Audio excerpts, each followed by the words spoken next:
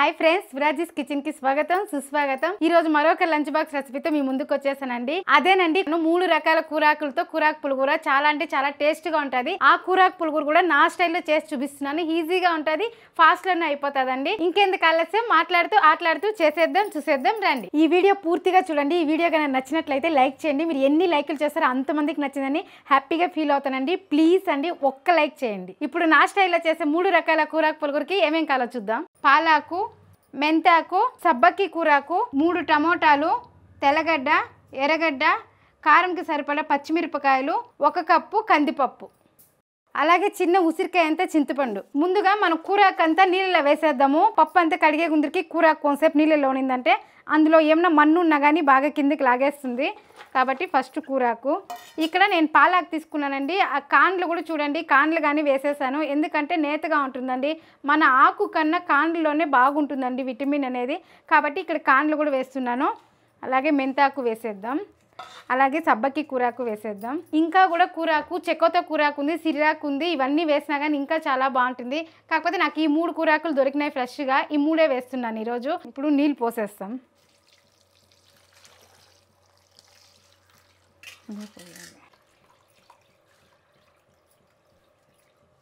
ఇప్పుడు నీళ్ళు పోసేసాం కదా, దీన్ని బాగా అదిమి పెడదాము. మన్ను ఏమన్నా ఉంటే కిందకి నిలిచిపోతుంది మన్ను.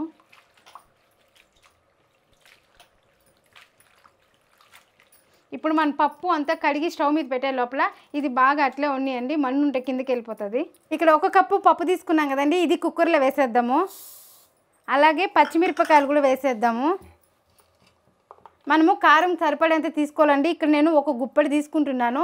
ఇది కారం ఉందండి మిరపకాయలు, కాబట్టి 1 గుప్పెడు తీసుకున్నాను. ఇవి వేసేద్దాం. ఇప్పుడు దీన్ని బాగా కడిగి స్టవ్ మీద పెట్టేద్దాం. ఇది స్టవ్ మీద ఉంటే ఇది ఉడుకుతూ ఉంటుంది. అప్పుడు అన్నీ మనం కట్ చేసి వేసుకున్నామంటే సరిపోతుంది. ముందుగా పప్పు కడుక్కునేద్దాం.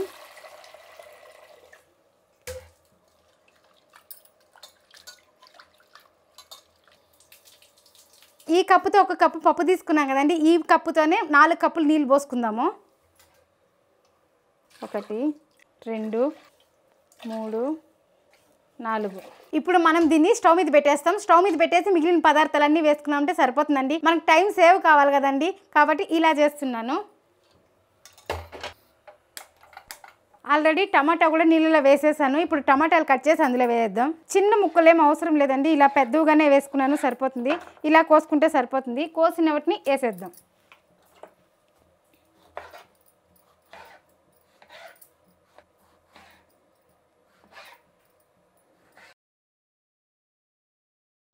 అలాగే మీడియం సైజు 1 ఎర్రగడ్డ, ఇది కూడా అంతే అండి. చిన్న ముక్కలు అవసరం లేదు, పెద్దదిగానే వేస్తాము. ఇలా 2గా వేసి ఒకదాన్ని 6 దెబ్బలు చేశానండి. చూడండి, ఒకదాన్ని 6. చిన్నగా కోయాల్సిన అవసరం లేదండి. ఏది కూడా అంతే. మనం ఎనిపుతాం కదా, ఎనిపేటప్పుడు అన్నీ మెదిగిపోతాయి.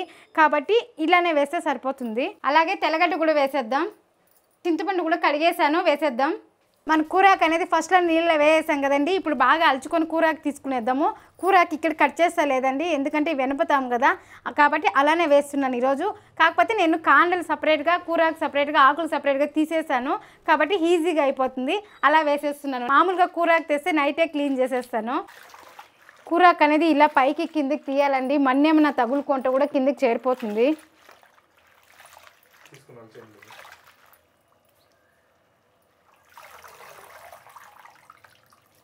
ఇప్పుడు ఇందులో వేసేస్తాం. చూడండి, మన కూరాకు కేక్ ముందే పప్పు అనేది బురుగు స్టార్ట్ అయింది.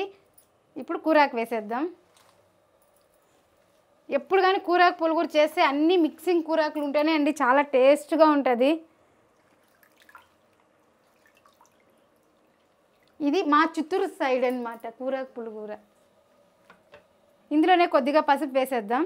అలాగే కొద్దిగా నూనె. ఇప్పుడు మనం కుక్కర్ మూత పెట్టుకునేస్తాము. ఇది 3 విజిల్లు వచ్చిందంటే పప్పు అనేది పర్ఫెక్ట్గా ఉడికిపోతుందండి. మళ్ళీ ఎనుపుకొని పోపు పెట్టుకున్నామంటే మన 3 రకాల కూరాకు పులిహోర అనేది రెడీ అయిపోతుందండి. మనం 3 కూరాకుల పులిహోరకి కాంబినేషన్గా గుమ్మడికాయ చేస్తున్నామండి. ఇది కూడా నా స్టైల్లో చేస్తున్నాను. ఈజీగా అయిపోతుంది, ఫాస్ట్లోనే అయిపోతుందండి. ఆఫీస్కి వెళ్ళే వాళ్ళు ఈజీగా చేసుకొని ఒక కూరకు పులిగూర ఇట్లా పల్యము చేసుకొని ఎత్తుకొని పోయినారంటే హ్యాపీగా విందు భోజనం తిన్నట్లు తినచ్చండి. కాబట్టి ఈ రోజు నా స్టైల్లో గుమ్మడికాయ తాలింపు చేసి చూపిస్తా. గుమ్మడికాయ తాలింపుకి కావాల్సిన పదార్థాలు చూద్దాం. ఇక్కడ ఒక చిన్న గుమ్మడికాయ తీసుకొని కట్ చేసి పెట్టుకున్నాను. 2 ఎర్రగడ్డలు, తెల్లగడ్డ 1, కరివేపాకు, ఇవన్నీ తిరుగుబాతికి. అలాగే దీనికి పల్లీల పొడి వేసి చేస్తున్నానండి. పల్లీలు తీసుకున్నాను. ఈ గుమ్మడికాయ తాలింపుకి మనం పల్లీల పౌడర్ వేస్తాం కదండి, ఇది కూడా ముందుగా వేయించి పెట్టుకునేసినామంటే మనము అవన్నీ వేయించుకునే లోపల గుమ్మడికాయ అంతా ఇది అయిపోతుంది, చల్లారిపోతుంది. మిక్సీ పట్టేసి లాస్ట్లో ఈ పౌడర్ అనేది వేస్తామండి. అది ఎలా చేయాలని మీకు చూపిస్తానండి. ఇది అప్పటికప్పటికే చేసుకోవాల్సిన అవసరం లేదండి. 1-2 నెలలు స్టోర్ చేసి పెట్టుకున్నారంటే అవుతుందండి. మీరు ఫ్రీ టైం సండే ఉంటారు కదండి, సండే టైంలో చేసి పెట్టుకున్నారంటే వారం అంతా పొద్దుపోతుందండి తాలింపులకి. కాబట్టి ఇలా చేసి పెట్టుకోండి. నేను కూడా ఈ పల్లీల పొడి సింపుల్గా 2 ఐటమ్లతో చేసి చూపిస్తున్నానండి. ఇది 1-2 నెలలు స్టోర్ చేసుకోవచ్చండి. 1/4 కేజీ మెజర్మెంట్తో పల్లీల పొడి కొడుతున్నానండి. దాన్ని కూడా ఎలా కొట్టాలని చూపిస్తాను చూడండి. ఇక్కడ నేను ప్లేట్ లెస్ చేసి 1/4 కేజీ తీసుకున్నానండి. పల్లీలు 20 గ్రాములు మిరపకాయలండి. ఇక్కడ నేను గుంటూరు మిరపకాయలు తీసుకుంటున్నాను. మీరు ఇంకా కారం ఉండే మిరపకాయలు అంటే 10 గ్రాములు తగ్గించేయండి. ఇక్కడ కారం ఇది కరెక్ట్గా ఉంటుంది కాబట్టి ఈ మాత్రం వేస్తున్నాను. ఇంకొకటి అండి, ఈ మిరపకాయలు వేసే కారంతోనే మనం తాలింపు అనేది చేస్తామండి. మళ్ళీ మిరప పొడి వాడేలేదు, ఎందుకంటే పల్లీల పొడిలో కొడుతున్నాం కదా, ఇదే కారం ఉంటుంది కాబట్టి దీంతోనే తాలి చేస్తున్నాము. కాబట్టి మీరు చూసి వేసుకోండి. ఇప్పుడు పల్లీలు వేయించుకునేస్తాం. ఆల్రెడీ పెనం పెట్టేసినానండి. ఇప్పుడు వేయించుకుందాము. చూడండి, నేను వేసేసి గెరిటి తెచ్చే లోపలే కొంచెం వేగిపోయింది, ఎందుకంటే పెనం బాగా ఉడికెక్కిందండి. కానీ అదేం అవ్వదు, మనం ఇప్పుడు కలబెట్టుకుంటా ఉంటే సరిపోతుందండి. ఇది ముక్కాల భాగం వేగినాక మనం మిరపకాయలు వేస్తాం. ఇందులో ఉప్పు వేయడం లేదండి, కారమే ఒక్కటే వేస్తా ఉండేది. ఈ 2 చేసి పెట్టుకున్నామంటే సరిపోతుందండి. మనం ఉప్పు వేయాల్సిన అవసరం లేదు, ఎందుకంటే మిరపకాయలు వేస్తాం కదా కాబట్టి పురుగు ఏం పడదండి. 2 నెలలు ఈజీగా కళ్ళు మూసుకొని స్టోర్ చేసుకోవచ్చండి. చూడండి, ఈ మాత్రం వేగినప్పుడు మనము మిరపకాయలు వేస్తున్నాము. మిరపకాయలు వేసినాక కొంచెంసేపు వేయించుకొని స్టవ్ ఆపేస్తే సరిపోతుందండి. చూడండి, వేగిపోయినాయి. ఇప్పుడు చాట్లోకి తీసేద్దాం. చూడండి, మన పల్లీలు వేయించేసాం కదా, అలాగే చూడండి మిర్చి కూడా ఈ మాత్రం వేగాలండి. ఈ మాత్రం వేగితేనే చెడిపోకుండా ఉంటుంది. ఇవి బాగా చల్లారిని మన గుమ్మడికాయ తాలింపు పెట్టేద్దాం. ఎర్రగడ్డ కూడా తొక్క తీసేసి కడిగి పెట్టేసినాను. ఇప్పుడు దీన్ని కట్ చేసుకునేస్తాము. ఇలా కోసేసినాక దీన్ని 2గా వేస్తామండి. ఇలా 2గా వేసేసిన తర్వాత దీన్ని సన్నగా కోసుకునేద్దాం.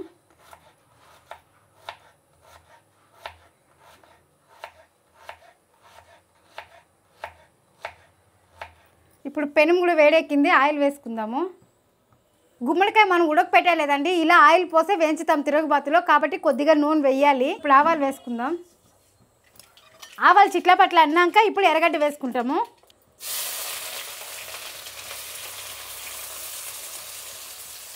ఇప్పుడు కరివేపాకు. ఇప్పుడు దీన్ని వేయించుకుందాం. ఎర్రగడ్డ వేగినాక మనం గుమ్మడికాయ వేస్తాం. ఇక్కడ గుమ్మడికాయ కూడా నేను పైన తొక్క తీయలేదండి. చాలామంది తొక్క తీస్తారు, ఎందుకంటే అది మందంగా ఉంటే వేగిన కానీ గట్టిగా ఉంటుంది తినేదానికనేసి. చూడండి, ఈ పెంక్ అనేది పల్స్గా ఉందండి, కాబట్టి నేను ఇలానే వేస్తున్నాను. అదే బాగా ముదిరిపిండే కాయ అయితే ఈ పెంక్ అనేది కొంచెం గట్టిగా మందంగా వస్తుందండి, అప్పుడు ఈ తొక్క తీసేయాలి. ఇక్కడైతే తొక్క తీయలేదండి, అదే నేతకాయ తీసుకున్నాం కాబట్టి ఈ తొక్క తీయలేదు. చూడండి, పెంకు కూడా ఇలా తుంచుతామంటే వచ్చేస్తూ ఉంది, చూసారు కదండి, నేతగా ఉందండి, అందుకే నేను అలానే వేస్తున్నాను. ఎర్రగడ్డ కూడా వేగింది. ఇప్పుడు మనం గుమ్మడికాయ వేసేద్దాం.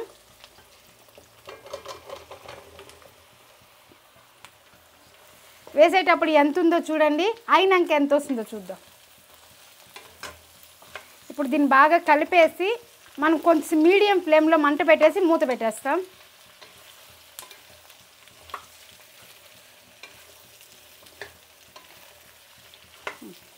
అప్పుడప్పుడు చూసి కలిపెట్టుకున్నామంటే సరిపోతుంది. ఆ లోపల మనం తెల్లగడ్డ ఒలుచుకున్నాం కదా, దాన్ని దంచి పెట్టుకునేద్దాం. తెల్లగడ్డ కూడా ఒక గడ్డ తీసుకున్నానండి, ఎక్కువ నున్నగా దంచాల్సిన పని లేదండి, కొంచెం కచ్చా పచ్చాగా దంచుకుంటే సరిపోతుంది. ఈ మాత్రం దంచుకుంటే సరిపోతుందండి. ఇప్పుడు దీన్ని పక్కన పెట్టేస్తాము. తెల్లగడ్డ అనేది కొంచెంసేపు అయినాక వేద్దాం. గుమ్మడికాయ తాలింపు పెట్టాం కదండి, ఇది వేగుతా ఉంటుంది. ఆ లోపల పల్లీల పొడి కొట్టుకునేస్తాం. చూడండి, ఇక్కడ మిరపకాయలు ఫస్ట్ వేస్తున్నాను మిక్సీ జార్లో.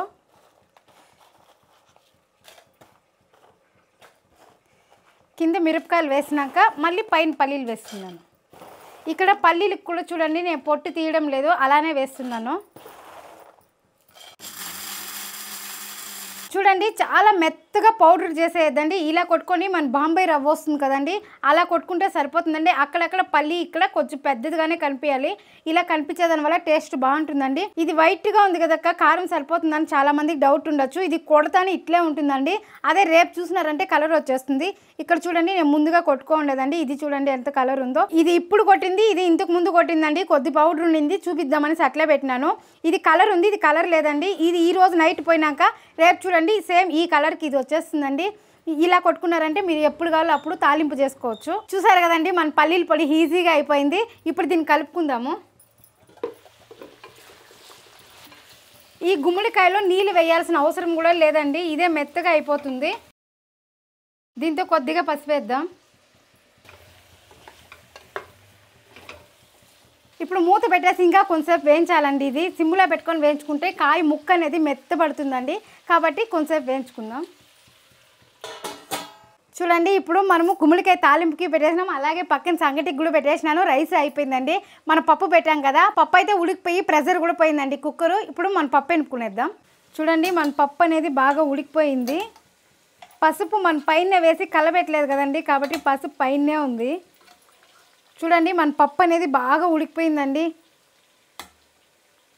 ఇప్పుడు మనము దీంతో తీసుకునేద్దాం. ఫస్ట్ కూరకే తీసుకుందాం, ఎనిపేకి.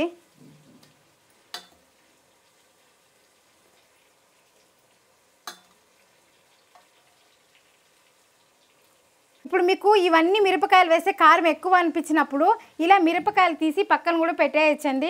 ఇప్పుడు పక్కన పెట్టేసినాక మళ్ళీ కారం తక్కువైనప్పుడు మనం కూర తిరగబాతి పెడతాం కదా, ఉడికేటప్పుడు ఇవి చేతిలో మెదిపి వేసేసినామంటే కారం సరిపోతుంది. ఇప్పుడు కూరకే వేసుకున్నాం కదా, దీన్ని కొంచెంగా వెనుపుకునేద్దాం. మళ్ళీ ఇది పోసేసి వెనిపేద్దాం. ఇప్పుడు మూత తీసేసి తెల్లగడ్డ వేసేద్దాము. వేసేసి ఒకసారి కలిపేసి మనపై కూర ఎనుపుకొని వచ్చేద్దాము. ఎందుకంటే మనం సిమ్లో పెట్టే వేయించుతున్నాం కదండి, కాబట్టి ఇలా ఒకసారి కలిపేసి మూత పెట్టేసినామంటే మన కూర ఎనుపుకొని వచ్చే లోపల కొంచెం వేగుతుంది, మళ్ళీ ఒకసారి కలుపుకోవచ్చు. ఇప్పుడు మూత పెట్టేద్దాం. ఇప్పుడు ఇందులో కల్లుప్పు వేసేద్దాం. ఇక్కడ మన కూరకు టమోటాలు ఇవే వేసినామండి ఎక్కువ, కాబట్టి దీన్ని ఫస్ట్ ఎనుపుకొని మిగిలింది పోసుకుందాం.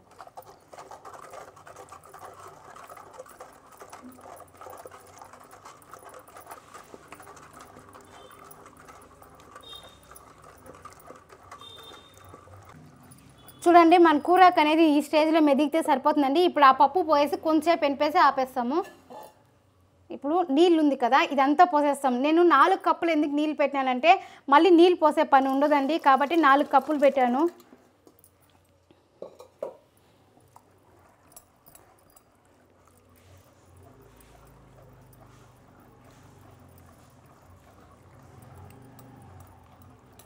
ఇప్పుడు మన కూర ఎనుపుకున్నాం కదా, ఈ కుక్కర్లోకే తీసుకునేద్దాము.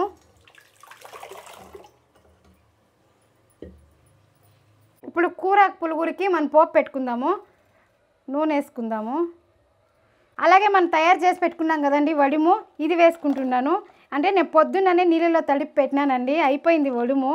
ఇంతకుముందు పెట్టింది పొద్దున్న నీళ్ళలో తడిపిందని కొంచెం గట్టిగా ఉంది. ఇప్పుడు వడిము వేసుకుందాము.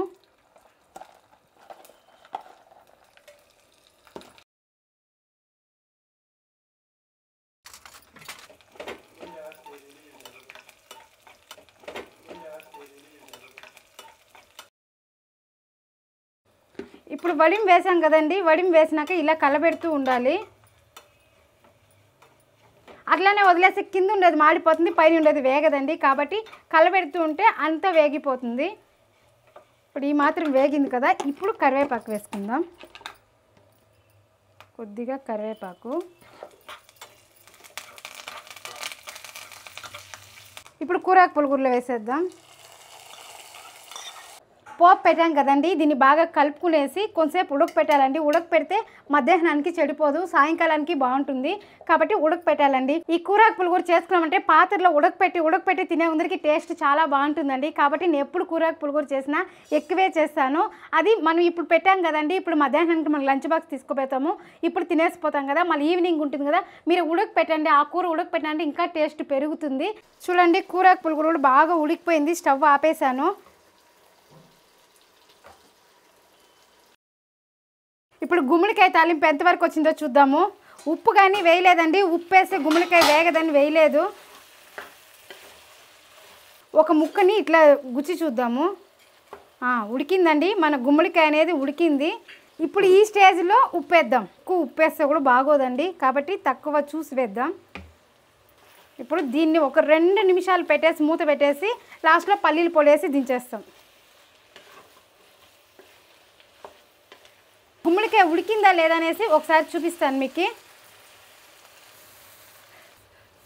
ఇప్పుడు చూడండి గుమ్మడికాయ అనేది ఉడికింది. చూడండి ఇట్లా అంటే పిండిలాగా అయిపోతుందండి. ఇప్పుడు లాస్ట్లో పల్లీల పొడి వేస్తున్నాను. ఇప్పుడు కొట్టిన పొడి వేస్తున్నానండి. ఎన్ని స్పూన్లు వేస్తానో చూడండి. 1 2 3 4. ఇప్పుడు దీన్ని బాగా కలుపుకునేద్దాము. పల్లీల పొడి వేసాం కదండి, ఇది బాగా మిక్స్ అవ్వాలి. కాబట్టి దీన్ని బాగా కలుపుకునేసి వెంటనే స్టవ్ ఆపేస్తామండి. స్టవ్ ఆపేసి ఒక 2 నిమిషాలు అట్లే మూత పెట్టేసినామంటే పల్లీల పొడి కారం ముక్కకు పట్టి టేస్ట్ సూపర్గా ఉంటుందండి. మన 3 కూరాకుల పుల్లగూర రెడీ అయిపోయింది కదండి. దానికి కాంబినేషన్గా సంగటి అలాగే గుమ్మడికాయ తాలింపు రైస్ చేసామండి. ఇప్పుడు ఎలా ఉందో టేస్ట్ చేద్దాం. సంగటి, కొద్దిగా రైసు, అలాగే గుమ్మడికాయ తాలింపు, ఈ మూడిటికి కాంబినేషన్ 3 కూరాకుల పుల్లగూర. రండి టేస్ట్ చూద్దాం. ఇప్పుడు టేస్ట్ చూద్దాం. కూరాకు పుల్లగూర ఇది చూస్తుంటే ఎంతమందికి నోరు ఊరుతుందండి? నాకైతే నోరు ఊరుతుంది. ఇప్పుడు ఇట్లా తీసుకొని కూరాకు పుల్లగూర అనేది ఎక్కువ తీసుకోవాలండి మనం సంగటికి.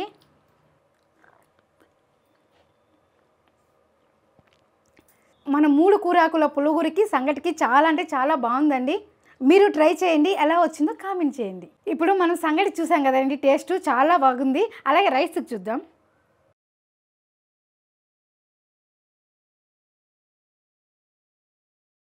రైస్ కూడా అంతే అండి, బాగా ముద్దుగా కలుపుకొని తినాలండి. అట్లే గుమ్మడికాయ పెట్టుకుందాం దీంతోకి. మన సంగట్లకి సైడ్గా పెట్టుకోలేమండి. సంగటి ఒక ముద్ద తిన్నాక గుమ్మడికాయ తినాలి.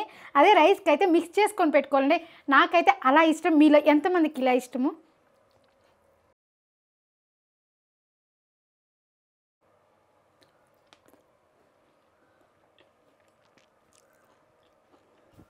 గుమ్మడికాయకి మన 3 కూరాకుల పుల్లగూరకి చాలా సూపర్గా ఉందండి టేస్ట్. రైస్కి బాగుంది, సంగటికి బాగుంది. మీరు ట్రై చేయండి. నేను తినిందే కదా, మీరు తినండి. ఆ టేస్ట్ ఎలా ఉందో నాకు కామెంట్ చేయండి. మనం ఏం చేసినా ఫాస్ట్లోను, టేస్ట్లోను, క్వాలిటీలోను ఎందులోనూ రాజీ పడదు. మీరు రాజీ పడకండి. ఈ వీడియో కనుక నచ్చినట్లయితే లైక్ చేయండి, షేర్ చేయండి, సబ్స్క్రైబర్ చేసుకోండి. మరొక వీడియోతో మళ్ళీ కలుద్దాం. బాయ్.